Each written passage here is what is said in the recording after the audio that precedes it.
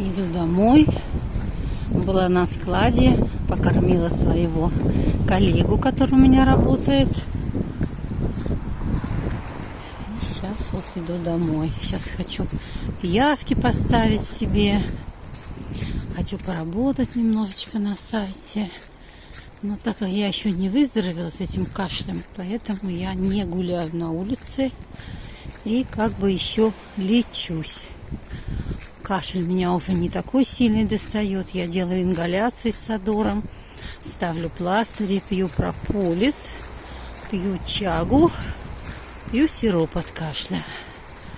Но вот если на холоде, вот такой вот кашель небольшой у меня бывает.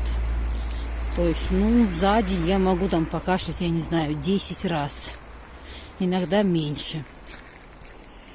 Когда лежу в постели, сплю, кашля нет вообще, только когда встаю. Вот тогда у меня начинается кашель немножечко.